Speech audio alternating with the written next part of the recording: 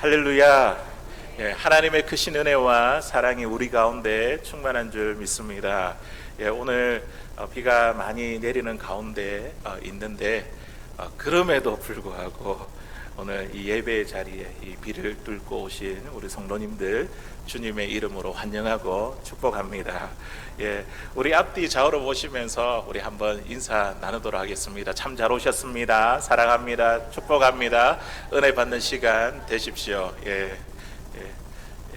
오늘도 우리가 이 자리에 나온 것이 그냥 나온 것이 아니라 성령의 감동으로 또 우리에게 그리스도의 그 풍성한 사랑 때문에 오늘 이 예배 자리에 나온 줄로 믿습니다. 우리 안에 계시는 예수님, 그 주님이 계속해서 우리의 삶을 비추어 주시고 오늘 예배 자리가 그리스도의 밝음으로 채워지는 복된 자리가 될 수 있기를 주의 이름으로 간절히 소원합니다.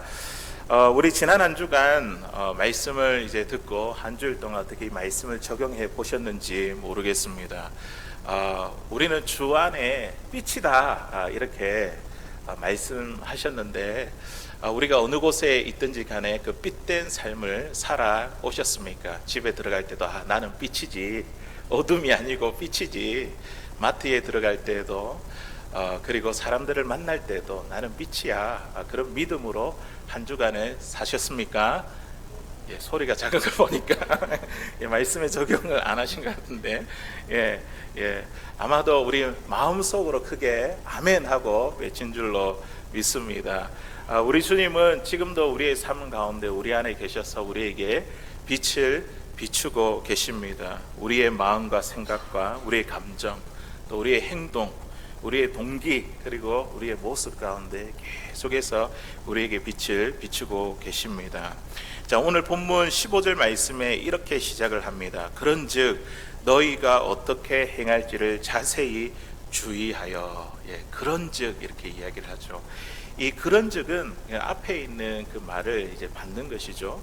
그 앞에 있는 말 그렇기 때문에 그러므로 그런 이제 접속사가 사용되었는데 그 앞에 나온 결과로 이렇게 해라 이제 그런 말씀입니다. 앞에 있는 말씀이 어떤 말씀이었습니까? 그러므로 이르기를 잠자는 자여 깨어서 죽은 자들 가운데 일어나라. 그리스도께서 너에게 비추이시리라 하셨느니라. 주님이 우리에게 빛을 비추고 계십니다. 그러므로 그런즉 너희가 어떻게 행할지 자세히 주의하여. 이런 말씀이죠. 주님이 우리의 모습을 밝히 비추고 계시기 때문에 우리가 이제 어떻게 행해야 될지 우리는 자세히 깊이 생각하며 주의해라고 그렇게 권면하고 있습니다. 오늘 사도 바울은 에베소 교회 교인들에게 예수님을 그렇기 때문에 예수님을 어떻게 믿어야 될지 이게 대해서 말한 것이 아니라 예수님이 우리에게 빛을 비추고 계시기 때문에 우리가 그들이 너희가 어떻게 행하여야 할지 자세히 주의해라고 지금 말씀하고 있습니다. 믿음보다 지금 행함을 더 강조하고 있죠. 행해야 될지. 왜냐하면 이 믿음은요, 우리 안에 있는 이 믿음은 우리의 행위로 행함으로 드러나기 때문입니다. 우리의 모습을 보면 그 사람이 정말 예수님을 잘 믿는지 또 신실한 믿음을 갖고 있는지 우리의 모습, 우리의 행위, 우리의 입술 우리가 드러나는 이 모든 것들을 통해서 우리가 알아볼 수가 있습니다. 사랑하는 성도 여러분, 우리가 예수님을 믿은 후에 주변 사람들에게 어떤 모습을 보여주고 있습니까? 주변 사람들에게 참 기쁨이 되고 감동이 되고 있습니까? 주변 사람들이 나를 보면 항상 그래, 네가 예수 믿는 너를 보니까 내가 참 복을 받은 것 같아, 이런 이야기를 듣고 있습니까? 너 때문에 내가 힘이 나. 너와 함께 있으면 기분이 좋아져. 참 내 마음이 밝아져. 위로가 되고 평안을 느낀다. 이런 이야기를 주변 사람으로부터 종종 듣고 있습니까? 아닌 것 같네요. 그런데 우리가 예수를 믿고도 주변 사람들에게 아무런 선한 영향력이 없다고 한다면 우리 믿음에 심각한 문제가 있습니다. 우리는 내가 어떻게 행하고 있는지 우리는 자세히 주의해서 살펴보아야 합니다. 그리스도께서 나에게 빛을 비추고 계시면 우리가 그 빛이 드러나게 돼 있지 않습니까? 주변 사람들에게 감동과 기쁨을 주고 있는가? 주변 사람들에게 선한 영향력을 끼치고 있는가? 이것이 바로 오늘 말씀에 지혜 있는 자의 모습이고 세월을 아끼는 자의 모습인 줄로 믿습니다. 우리 15절 16절 말씀 우리 같이 한번 더 읽어보도록 하겠습니다. 시작. 그런즉 너희가 어떻게 행할지를 자세히 주의하여 지혜 없는 자같이 하지 말고 오직 지혜 있는 자같이 하여 세월을 아끼라. 때가 악하니라. 지혜 있는 자의 모습, 세월을 아끼는 자의 모습이 다른 것에 있는 것이 아니라 우리가 어떻게 행하는가, 사람들에게 예수 그리스도의 선한 영향력을 끼치는가, 예수님의 기쁨, 감동을 주고 있는가, 그렇게 살아가는 것이 지혜로운 자의 삶이고 세월을 아끼는 자의 삶인 줄로 믿습니다.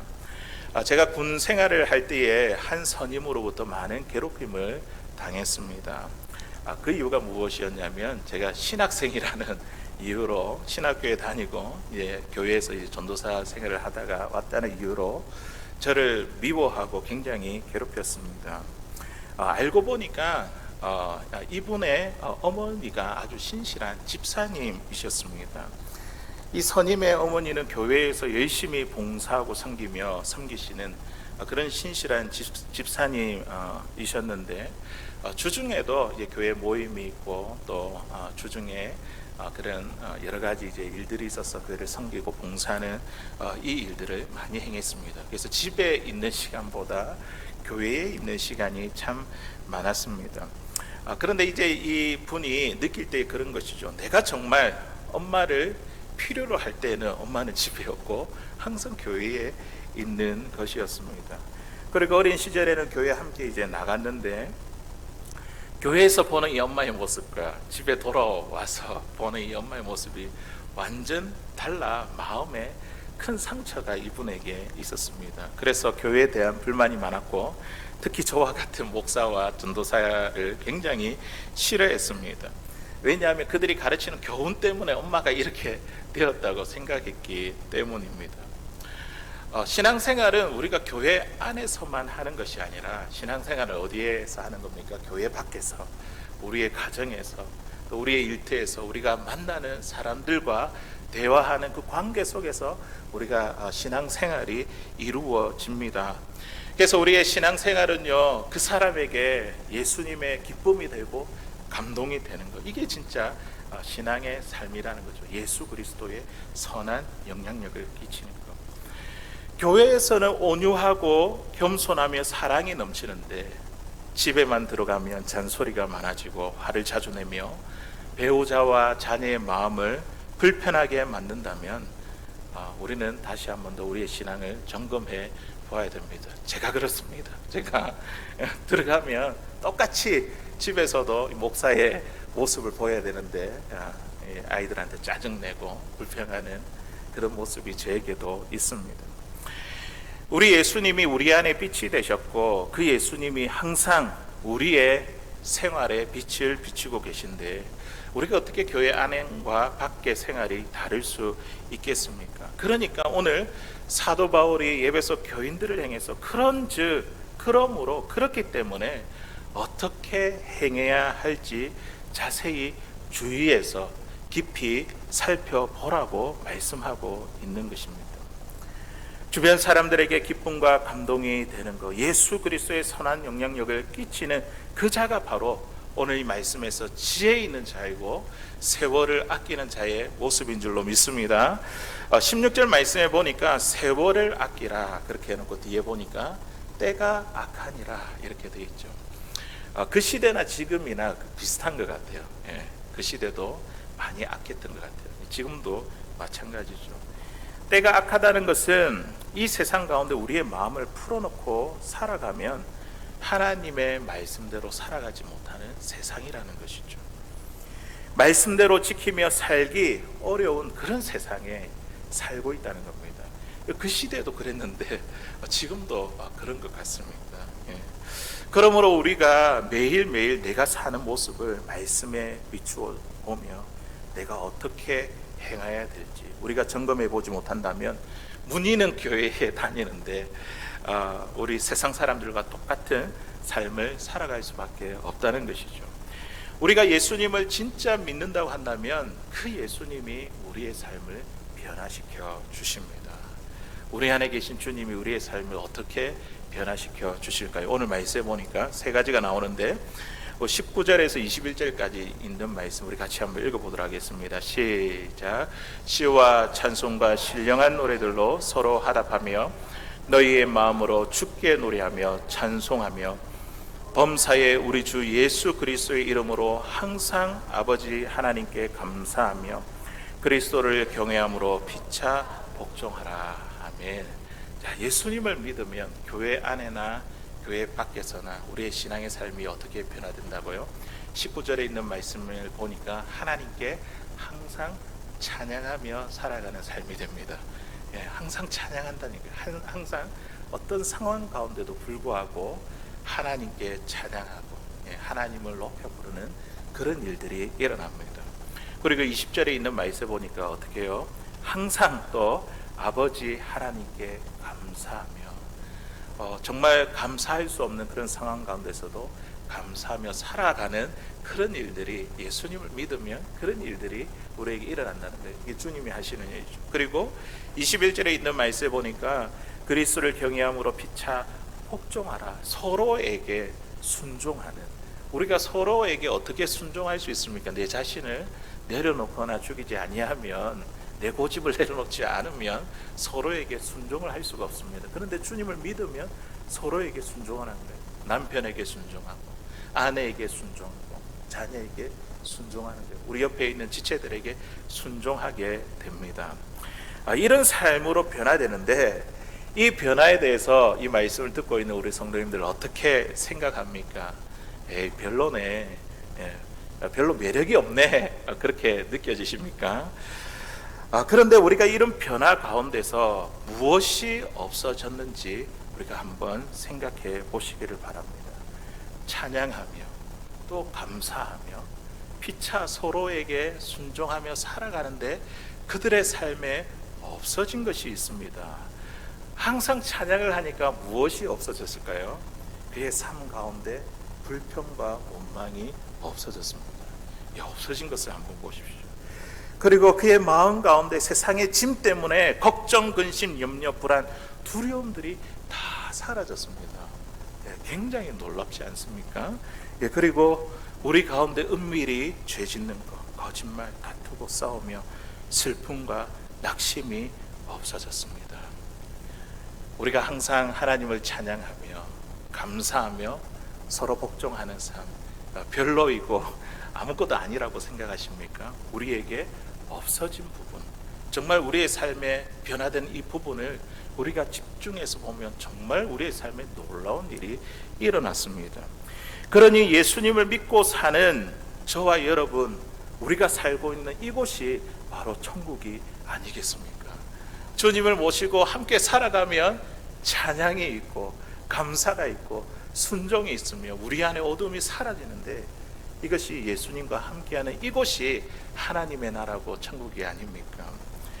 찬송가 438장에 우리 내 영혼이 은총 입어, 그 찬양 있지 않습니까? 3절 가사를 제가 굉장히 좋아합니다. 높은 산이 거친 들이 초막이나 궁궐이나 내 주 예수 모신 곳이 그 어디나 하늘나라. 아멘.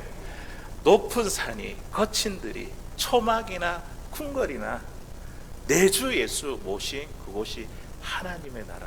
왜 하나님의 나라가 되는지 아시겠습니까? 우리의 마음에 있는 불평과 원망이 사라지고 걱정과 근심이 사라지고 은밀히 죄 짓는 것, 거짓말 다투고 싸우며 슬픈 것 사라지고 우리 하나님께 찬양하며 항상 감사하며 서로에게 순종하며 살아가는 그곳이 바로 하나님의 나라라는 것입니다. 죄와 고통과 슬픔 많은 이 세상 가운데 우리가 살아가지만 우리가 여기서도 예수님 때문에 천국의 삶을 살아갈 수 있습니다. 우리 예수님께서 수고하고 무거운 모든 짐진 자들아 다 내게로 오라고 말씀하고 있지 않습니까? 우리에게는 세상에 짐들이 있습니다. 죄의 짐, 이런 짐들 우리 주님께서 내가 질 테니까 나에게로 오라 그렇게 초청하시죠.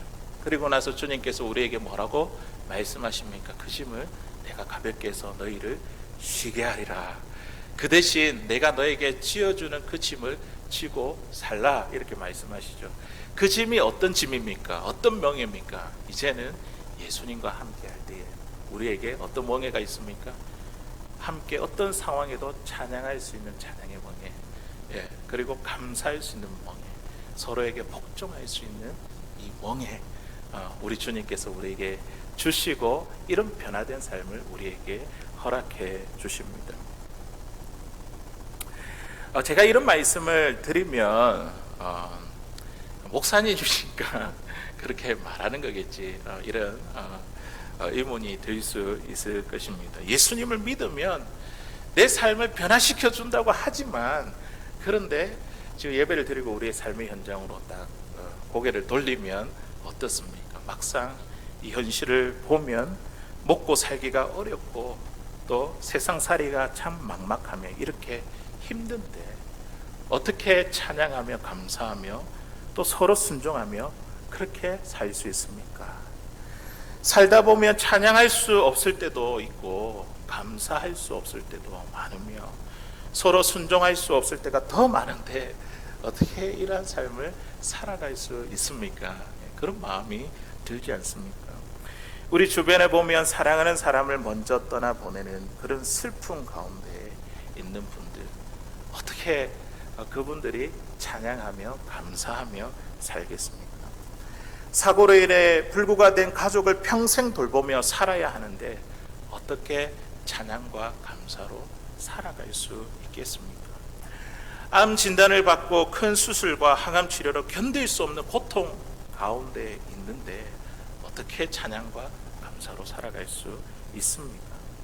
빚이 있어서 다른 부모들처럼 자녀들에게 충분히 뒷바라지를 해주고 싶은데 그렇게 해주지 못하는 그 형편과 또 부부관계가 깨어지고 자녀와의 이 틀어진 이런 관계 속에서 내가 어떻게 찬양하며 감사할 수 있겠습니까? 우리 인생에 도무지 찬양할 수 없는 상황, 또 도무지 감사할 수 없는 상황, 서로에게 순종할 수 없는 상황들이 우리에게 참 많습니다. 만일 찬양과 감사와 이 순종을 내 의지와 노력으로 해라 그렇게 할 것 같으면요, 우리에게는 있어서 참 불행한 일이 될 것입니다. 왜냐하면 이 모든 것은 우리 힘과 의지로 불가능한 일이기 때문입니다. 만일 이 말씀을 하나님께서 억지로 지켜야 돼 그런 율법으로 명령하셨다면 우리는 우리의 삶이 아주 끔찍한 일이 될 것입니다. 찬양과 감사와 순종은요, 우리의 의지와 노력으로 되는 것이 아닙니다. 우리가 이렇게 몇 번 해보면요, 금방 지칩니다. 하다가 내 한계를 느끼고 에이 안 되겠네 하고 포기하고 말 것입니다. 그렇다면 우리가 항상 찬송하고 감사하며 서로 순종하는 삶은 어떻게 되어지는 것일까요? 오늘 본문은 그 열쇠가 바로 성령의 충만함이라고 우리에게 가르쳐주고 있습니다. 성령의 충만함을 받으면 우리의 삶이 찬양의 삶으로, 감사의 삶으로, 그리고 서로에게 순종하는 삶으로 변화되는 줄로 믿습니다. 성령께서 하시는 일이라는 거죠. 우리 18절에 있는 말씀 우리 같이 한번 읽어보겠습니다. 시작. 술 취하지 말라. 이는 방탕한 것이니 오직 성령으로 충만함을 받으라. 오직 성령의 충만함에 우리가 찬양의 삶, 감사의 삶, 서로 순종의 삶의 이 변화의 키가 여기에 있다는 것이죠.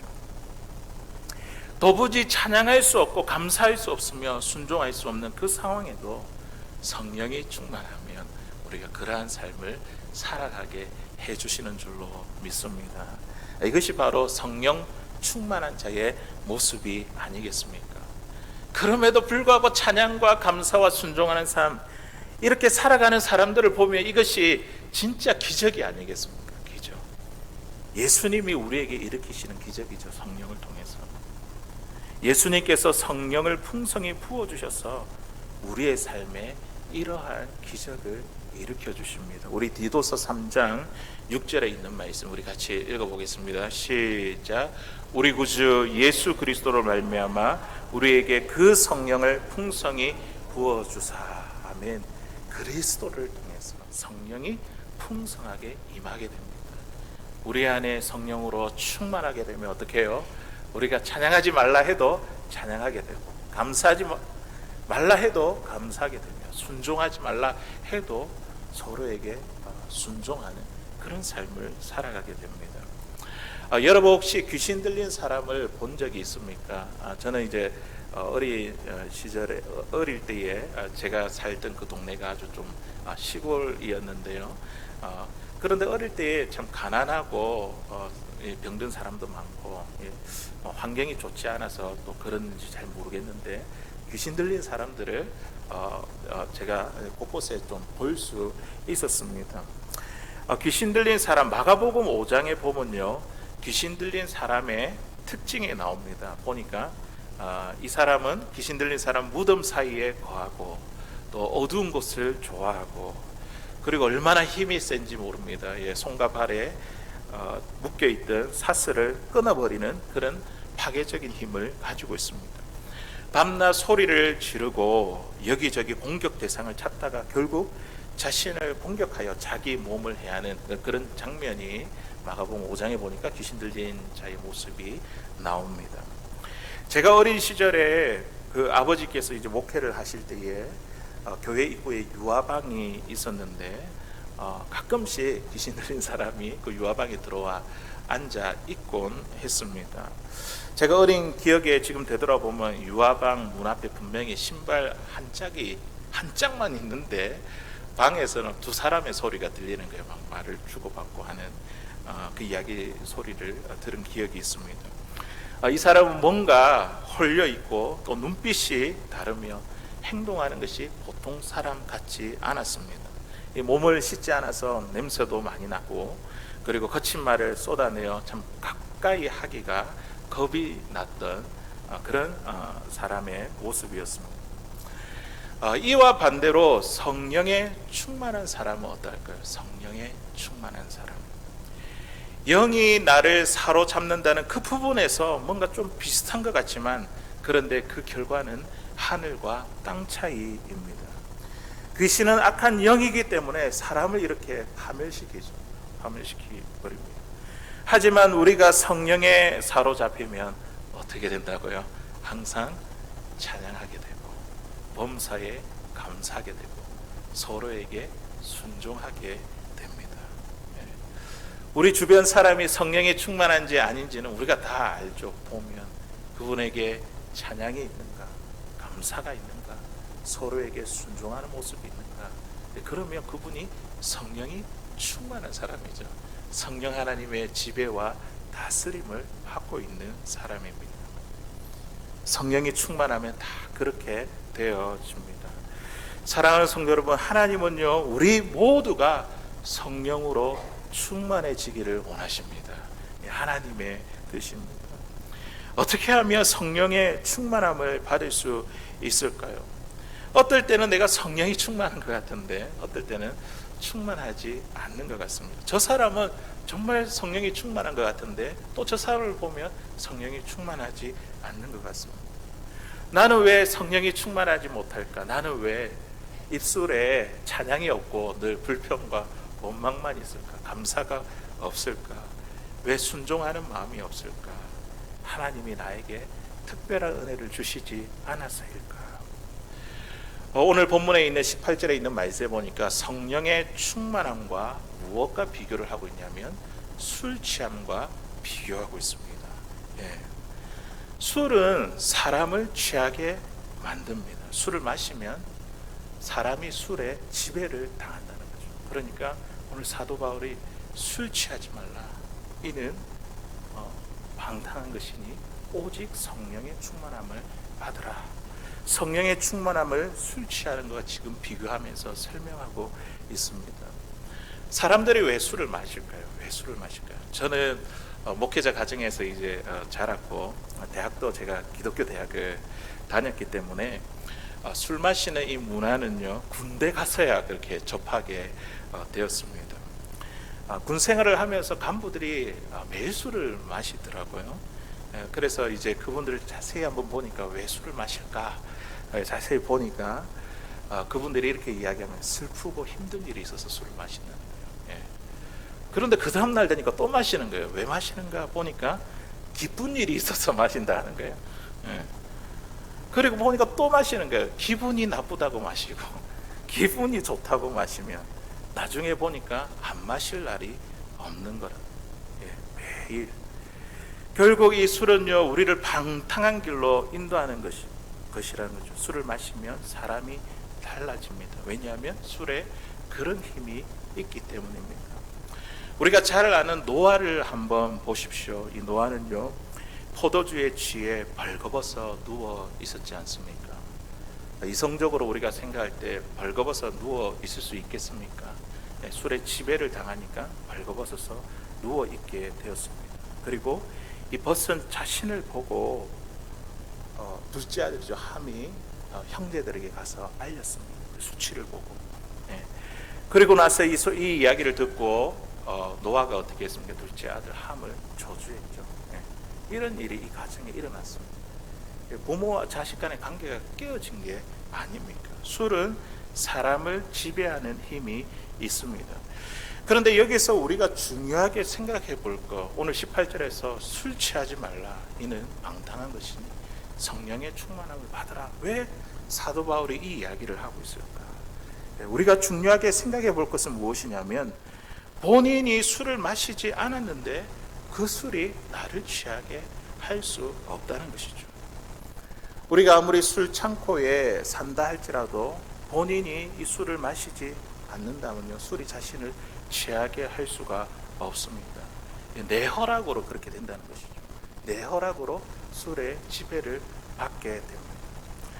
성령의 충만함도 이와 마찬가지입니다. 성령의 충만함, 우리 하나님께서 예수님을 통해서 일으키는 역사이지만 그 키는요, 우리가 쥐고 있습니다. 우리가 아무리 성령의 충만한 사람들 가운데 있어도 우리가 그 성령님을 받아들이지 아니하면 성령의 충만함을 입을 수가 없습니다.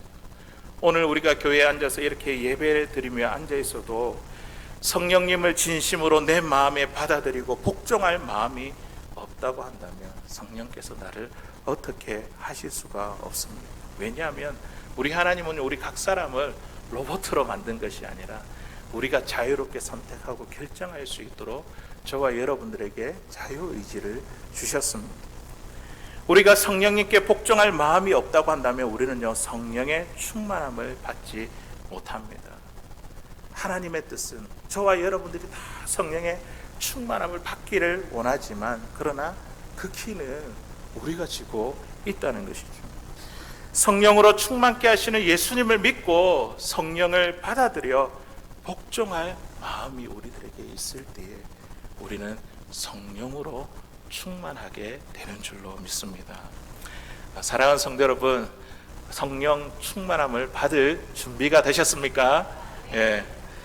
성령님이 여러분 마음에 계신 것을 우리가 알고 그분을 환영하고 그분에게 완전히 복종할 준비가 되셨습니까? 그렇다고 한다면 여기에 계신 여러분들 가운데 한 분도 예외 없이 우리가 성령으로 충만하게 되면 우리의 삶 가운데 항상 찬양이 넘치고 항상 감사하게 되며 서로에 대해서 순종하는 이런 기적 같은 역사가 우리 가운데 일어나게 되는 줄로 믿습니다. 지난 수요일 오후에 어느 성도님의 초청으로 말기암 투병을 하고 있는 어느 분을 만나게 되었습니다.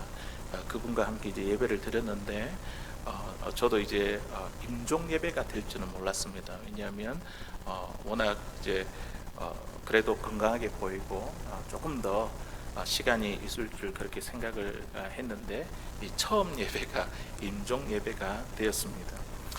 이분이 시한부 삶이라 뭔가 분위기가 무겁고 우울하며 또 어두울 줄 알았는데 저와 제 아내가 그 집을 들어갔는데 이분이 굉장히 웃으면서 밝게 이렇게 환영하면서 저와 제 아내를 맞아 주셨습니다. 잠깐 이제 인사를 나누고 예배를 드리며 말씀을 나누었습니다. 고린도후서 4장에 있는 말씀을 나눴는데요.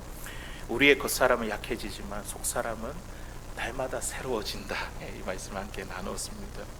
우리의 눈에 보이는 것은 잠깐이지만 보이지 않는 것은 영원하다. 하나님의 나라, 우리 영원한 것을 그렇게 주목해 보십시다. 이런 말씀을 읽고 나누었습니다. 이분이 말씀을 정말 달게 기쁘게 받으셨습니다. 그리고 찬송가도 두 곡을 불렀는데 참 기쁘게 힘을 다해서 기쁘게 부르셨습니다. 그분의 이제 침대 옆에 보니까 기타가 있더라고요. 기타를 연주하실 수 있으니까 기타가 있는 거예요. 그래서 물어봤어요. 기타가 있다고 이렇게 물어보니까 예전에 제가 그 교회를 다닐 때에 찬양팀에서 기타 연주를 했다 하더라고요. 지금은 여기에 있지만 예전에는 다른 스테이트에서 다른 주에서 20년 동안 교회를 섬겼다면서, 근데 여기에 와서는 덴버로 오면서 신앙생활을 하지 못했다고 그렇게 이야기를 하시더라고요.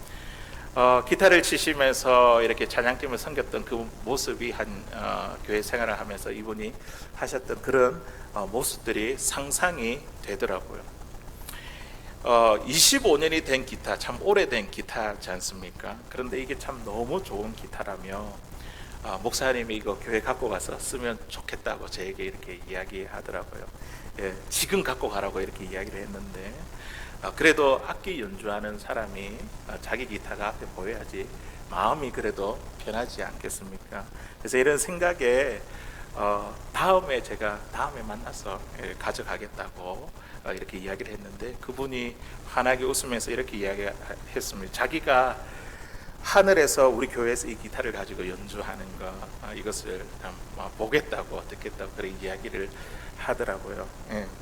참 안말기 투병으로 정말 많이 고통스럽고 힘드실 텐데 이분은 보니까 자신의 상황을 다 받아들였더라고요. 그리고 오히려 이 예배 자리에 온 저희를 보면서 너무 감사하다는 말을 계속해서 반복해 하셨습니다. 이분을 이 예배 후에 이야기를 나눠 보니까 원래 있던 그 주에서는 이렇게 신앙생활을 하다가 이 자녀와의 관계가 너무 틀어져 가지고 다시는 보지 않겠다는 생각으로 여기에 왔다 그러더라고요. 그런데 보니까 지금 이제 암투병을 하면서 자녀들과의 관계도 다 회복했더라고요. 불러가지고 화해하고, 그리고 가지고 있는 것들도 다 정리하며 정말 가벼운 마음으로 세상을 떠날 준비를 다 하셨습니다. 예배 후에 제가 구원의 확신에 대한 질문을 드렸습니다. 제 삶의 고백을 듣게 되었고, 예수님께서 구원을 위해 모든 일을 다 행해 주셨다고 그렇게 입술로 고백하고 천국의 그 확신에 대해서 그 이야기를 듣게 되었습니다. 정말 천국에 들어갈 준비를 다 하고 계신 것 같았습니다.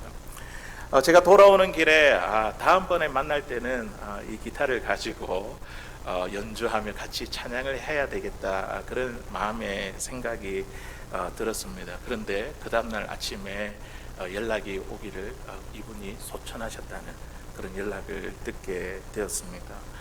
전화로 이 소식을 봤는데 도무지 믿기지가 않더라고요. 마지막 함께 드렸던 이 예배가 임종 예배가 되었고 또 천국 환송 예배가 되었습니다. 이분의 그 죽음을 보니까 죽음을 앞두고도 참 이분에게 찬양과 감사가 있었습니다. 그리고 순종도 있었습니다. 하나님의 말씀에 순종해서 자녀들과 화해하고 자신이 가진 것들을 나누며 정리하는 모습을 보았습니다. 사랑하는 여러분, 어떻게 이런 일이 가능할까요? 이런 모습이. 본인의 의지와 노력으로 이게 가능하겠습니까? 이것이 바로 성령의 충만함이 아닙니까? 그분 안에 예수님이 살아계시고 성령으로 충만하니까 자신의 상황을 초월해서 찬양하며 감사하며 그리고 하나님 말씀에 서로에게 복종하며 순종하는 그런 모습을 보였습니다. 다른 것이 기적이 아니라 이게 기적이죠, 기적. 예수님이 이분에게 성령으로 베푸신 기적입니다. 찬송과 감사와 순종은요, 전적으로 성령께서 행하는 일이십니다. 사랑하는 성도 여러분, 예수를 믿는 우리 마음에 누가 계시다고요? 성령님 계시고 우리 주님이 계십니다. 그리고 우리 주님이 우리 안에 빛이 되셨습니다. 지금도 주님은요, 우리 안에 그 빛을 환하게 밝게 비추고 계십니다. 하나님의 말씀을 지키기 이 어려운 이 시대 가운데에 주님은요, 우리에게 계속 빛을 비추어서 우리가 어떻게 살아가야 될지 우리에게 밝히 보여주고 계십니다. 예수님 때문에 주변 사람들에게 감동과 기쁨이 될 수 있기를 바랍니다. 예수님 때문에, 성령님 때문에, 성령께서 행하시는 그 일을 통해서 우리의 생활 가운데에 항상 찬양과 감사와 서로에 대해서 순종하는 그런 기적이 우리의 삶 가운데 일어나기를 원합니다. 정말 그렇게 되기를 원하십니까? 그러면 성령의 충만함을 받으십시오. 하나님의 뜻입니다. 우리에게 원하시는 것입니다. 이것은 하나님의 뜻이지만 우리가 하나님의 뜻을 가지고 우리의 마음을 열고 성령의 충만함을 받겠다는 결단을 하십시오. 그 길을 우리가 가지고 있습니다. 나는 이제 술 취하지 않고 세상에 취하지 않으며 성령의 충만함으로 살아가겠습니다. 그렇게 결단할 수 있기를 바랍니다. 그러면 우리의 삶에 항상 찬양하며 감사하며 서로를 순종하는 기적이 우리의 삶 가운데 일어나게 되는 줄로 믿습니다. 우리 같이 한번 일어나셔서 우리가 결단의 찬양 드릴 때에 살아계신 성령님, 우리가 결단함으로 주님, 내 마음 가운데 찾아와 주셔서 내 마음에 성령으로 채워주시옵소서. 세상의 다른 것으로 채워지는 것이 아니라 주의 성령으로 내 삶 가운데 채워주셔서 이제는 내가 어떠한 상황 가운데서도 시와 찬송과 신령한 노래로 하나님을 항상 찬양하는 내 입술이 되게 해주시고, 내가 감사할 수 없는 그런 상황 가운데서도 내 입을 열며 항상 감사가 나오는 그 기적 주님 경험하게 해 주옵소서. 내가 그 사람에게 정말 순종하기 싫은데 주님, 그럼에도 불구하고 예수님 때문에 그 성령님께서 하게 하시는 대로 내가 순종하며 살아가게 해 주옵소서. 우리 같이 한번 찬양하기를 원합니다.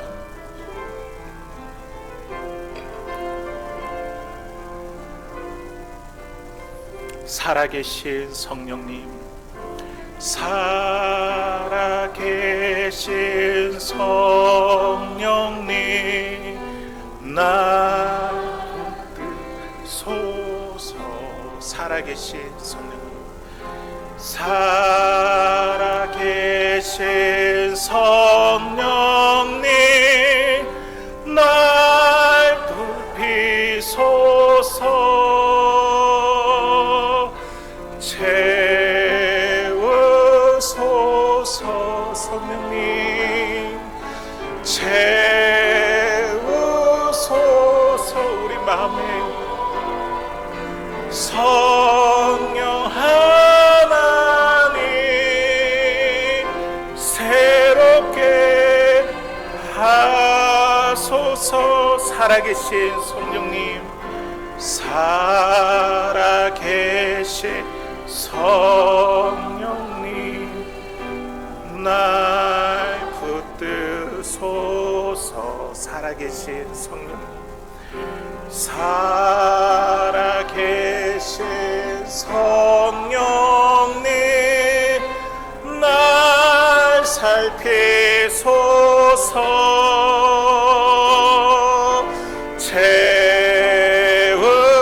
채우소서. 성령님 채우소서.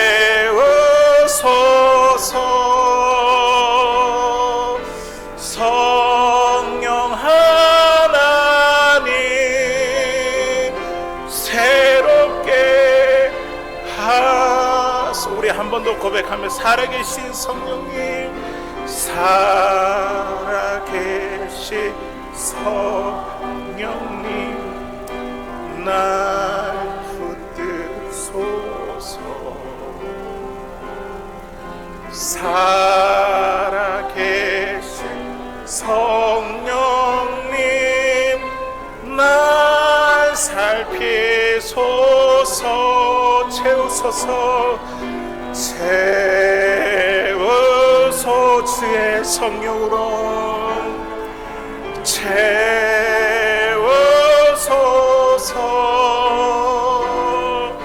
성령 하나님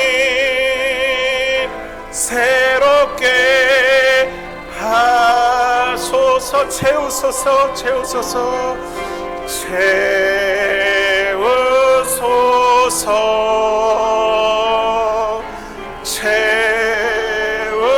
채워소서. 성령 하나님 새롭게 하소서. 아멘. 우리 시간에 같이 한번 기도하기를 원합니다. 우리는 세상에 지배당하고 세상에 취할 것 많은 이 악한 시대를 우리가 살아가고 있습니다. 우리가 이 시대에 구할 것은 오직 성령의 충만함입니다.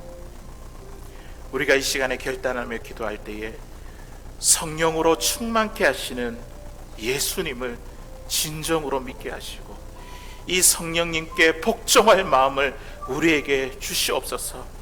세상의 지배를 당하지 않게 하여 주옵시고 세상의 좋은 것으로 그게 휩쓸려 살아가는 것이 아니라 성령님께 지배당하고 다스림을 받게 해 주옵소서. 예수님께서 일으키시는 그 기적이 내 삶에도 나타나게 해 주시옵소서. 내가 찬양할 수 없을 때, 감사할 수 없을 때에, 서로에게 순종할 수 없을 때도 주의 성령님 충만하게 해 주셔서 찬양하며 감사하며 서로에게 순종하는 그런 기적이 내 삶 가운데 일어나게 하여 주시옵소서. 예수님의 선한 영향력이 주님 나에게 일어나게 하시고 주변 사람들에게 기쁨이 되고 감동이 되는 나의 변화받은 삶이 되게 해 주옵소서. 우리 시간에 성령의 충만함을 위해서 같이 한번 기도하도록 하겠습니다. 기도드리겠습니다.